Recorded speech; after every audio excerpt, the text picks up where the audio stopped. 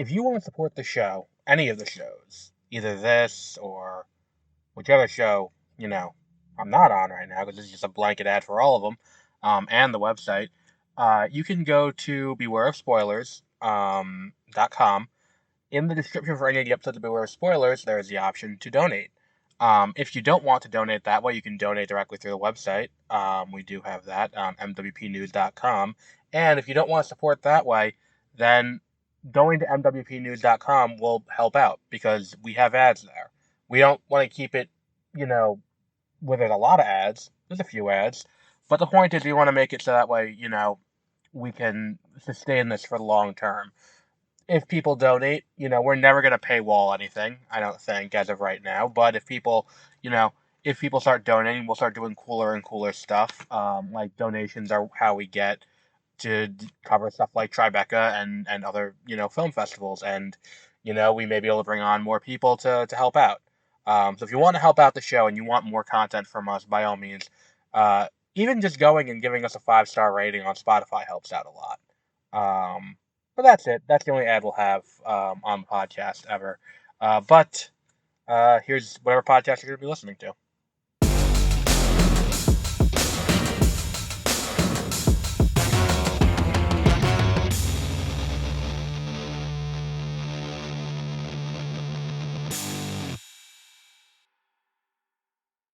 Good morning or afternoon. I keep forgetting to do that.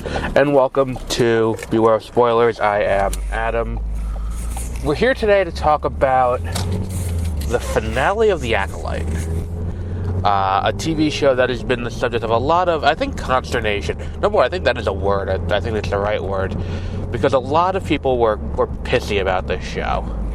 And it's one of those things where, as I was watching it, I was thinking, if this show came out and the lead was a white guy, I don't think you'd get the same amount of complaining, anywhere near the same amount of complaining. Or if it wasn't, a woman showrunner. I think if Filoni did this show, I don't think Filoni could have done this show, because I don't think it would have been as good if Filoni did this show. But I think if Filoni had done this show, it would have gotten a lot more accolades than anything else. And even Ahsoka, which is clearly not as good as The Acolyte is, by a country mile. It got way better received by chuds on the internet. So there's a lot happened in this episode. I think the fight between the Stranger, or Kimir, and Master Soul is fantastic. It's probably one of my favorite fights of the Disney era, with a lightsaber duel. I think they do a great job with that. I loved, here's the thing. The light whip thing. I don't think you needed that at all. And in fact, you probably could have gone without it, and that would have omitted some of the complaining. Because Vernestra Rwoh doesn't really fight anything. The only time she actually fights anything this entire show is when that fucking Umbra Moth comes and attacks her and she kills it with the whip. Beyond that, she doesn't really show up ever. But this episode had a little bit of everything. You had Darth Plagueis. We get to see Darth Plagueis in live action. I think this is the first time I've seen people say, oh, he's in Phantom Menace. I've seen that movie quite a few times. I'm I don't see him anywhere, so whatever. I know he's alive during Phantom Menace because I think in the timeline, Palpatine kills him during Phantom Menace. But getting our first look at Plagueis in live action was kind of cool. That's definitely who that guy was who was hanging out in Kimir's cave. We found out who the Stranger is in relationship to the Jedi. He is a fallen Jedi, we find out, who was a student, a Padawan of Vernestra. So that's kind of cool. What else have we got?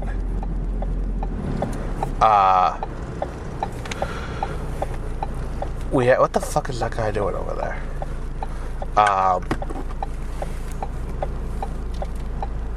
We have the death of Master Soul as not May, but Osha is the one who fulfills the prophecy and is the one who actually kills and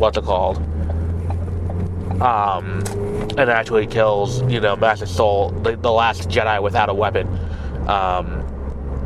as she force chokes him to death. And we see the lightsaber bleed, which was something that I was like, oh, this is something that I'm hoping for from this show, but I was like, I don't know if they're gonna do it. And let's talk about the lightsaber bleed. So, in canon, we're not talking about, the old canon. In canon, the Sith lightsabers, they're red because the kyber is bled. The user will channel as it channels the dark side through it, it turns red, which is a pretty cool idea. That said, there's a moment in the main movies where they should have done something like what we saw here today, and they didn't. And I remember saying this back in 2019 when this movie came out, or even early 2020, because I saw the movie late because I got into a car accident. When they bleed the lightsaber, like when the whole thing with Kylo Ren's lightsaber is it is erratic. It is like the blade isn't like a solid blade. It's erratic. It's meant to represent his own insecurities and his own insecurities in who he is and the choices he's making. The problem is, it's like, okay, so as he fights Rey heals him, and then is like, alright, peace, and leaves. Like, he had that conversation with Han, who I've seen people speculate it's not really Han, it's meant to be like channeling Han by way of Leia, who's doing it as a Force ghost. It's a weird situation all around. But he had the conversation with Han. And he throws the lightsaber away. And I'm like, I think the better thing would have been for him to have the lightsaber and then have it turn back to the solid blue or solid green or something like that.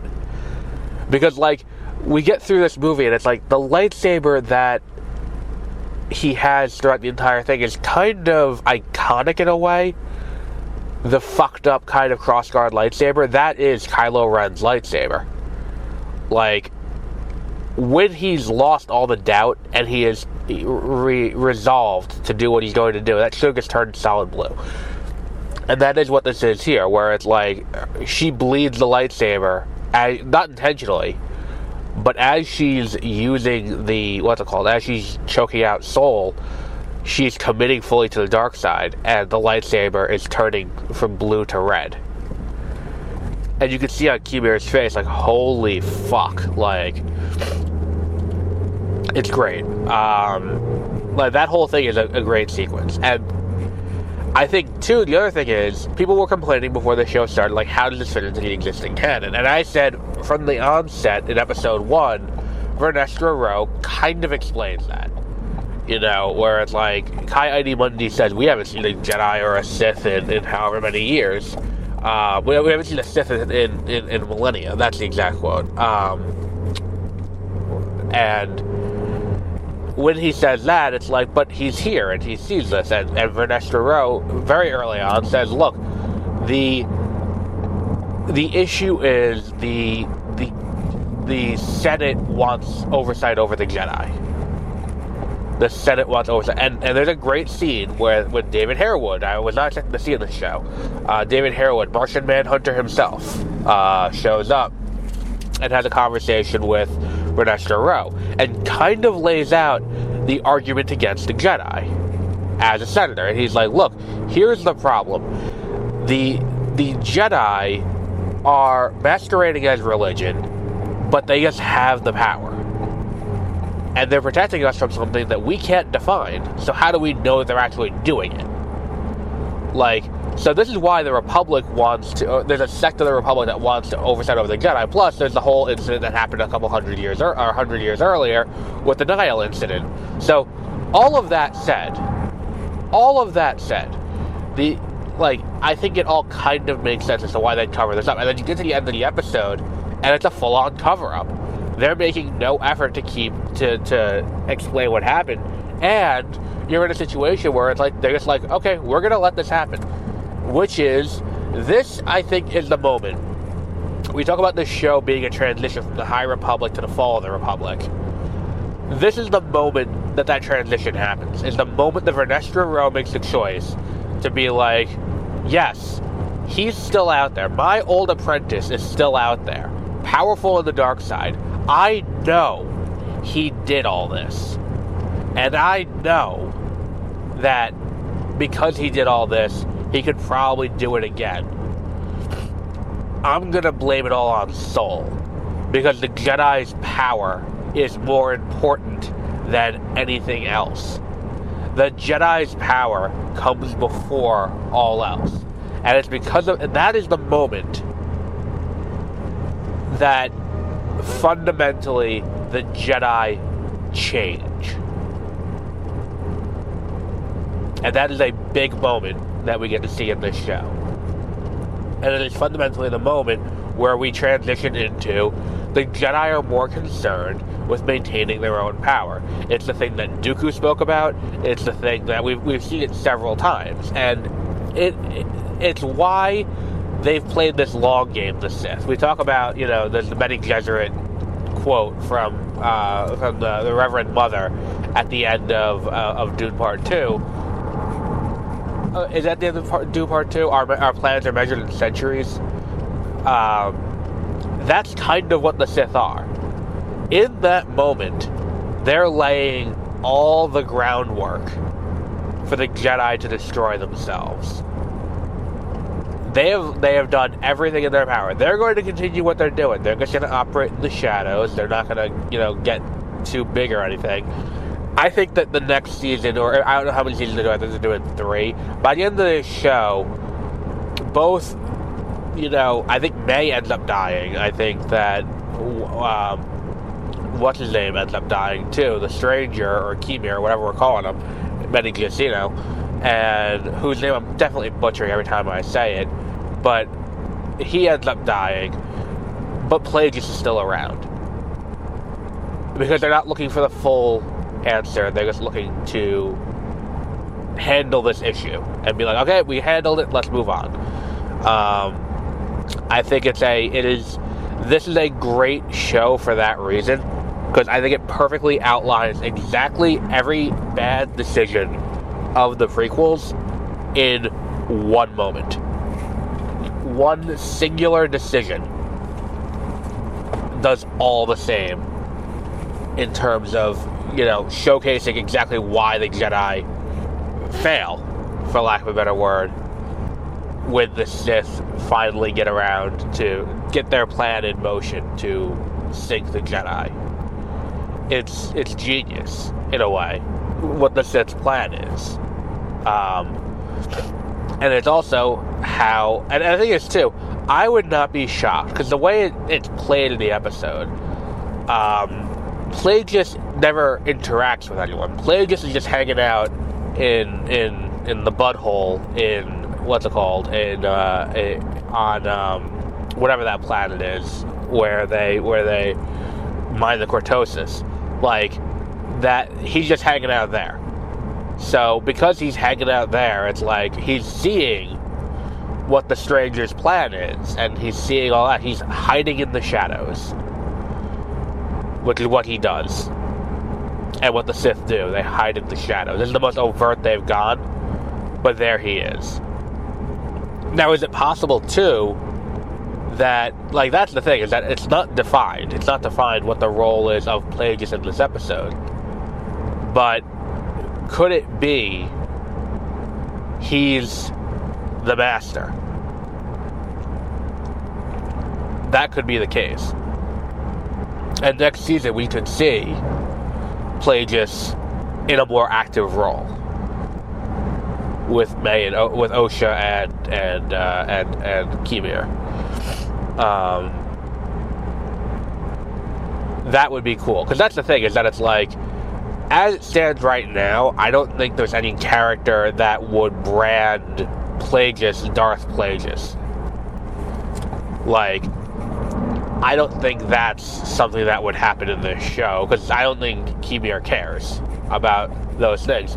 He even says, like when he has the first time he's talking, when he's talking in episode 4, he says to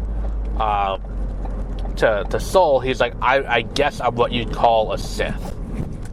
Because even that title he's not big on. So I don't think he'd go full in on the, okay, you're my apprentice now, I'm going to call you Darth Plagueis.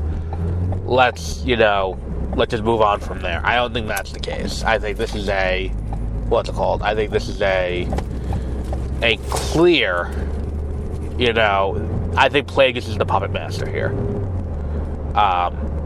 And someone who, like, that's the thing about Star Wars, that they're not subtle. Like the minute that we get to, he wants to say Bearheart, but that's from Guardians of the Galaxy. The planet that the Coven of the Night Sisters was on. Like, the minute we get there and everyone's there, and Osha is wearing all black because she's in May's clothes, and May is wearing all white, you're like, oh, they're gonna flip. They're gonna flip. Like, that's what it's gonna be. So it all kind of makes sense, and I do appreciate this finale. Again, I think the action is great.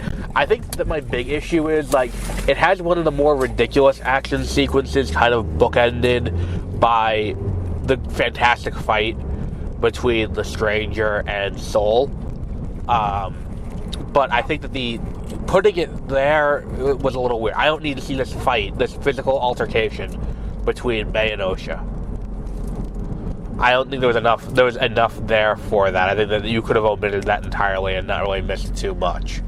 And then there was the other thing is, what the fuck with this fucking weasel thing? Like, Basil, I don't care about this weasel thing. This weasel thing can go fuck itself. If I never see this fucking weasel thing again, I'll be very happy. Because we saw the fuck out of it in the show, and I'm just like, who is this for? It doesn't amount to anything. It doesn't do anything, especially in this episode. It's like, what the fuck is it doing? And it's like that's the other issue, is that it's like, you have these great scenes and these great, like, fight sequences that have gravity to them, and then you get to see where it's like, here's the weasel thing, and here are 7 Jedi running after it. Like, what the fuck? Like, it's so weird. Yoda showed up. Was kind of expecting that. Kind of surprised he, not surprised he did. Because that's the other thing is, this is, again, the transition back to that. Yoda has been a way seeker. A Jedi journeyman who kind of just travels the galaxy to figure out their own definition of their relationship to the Force. This is Yoda coming back and assuming his role on the High Council. I have no notes. I see what we're doing here. I appreciate it. Goes back to what I was saying. This is the transition point. This is the moment that things fundamentally change. And the Jedi have signed their own death certificate. But we'll wrap up there for today. Later today, we'll be back with Twisters, the sequel to 1996's Twister. We'll be back with that. So until our next episode, have a great rest of your week.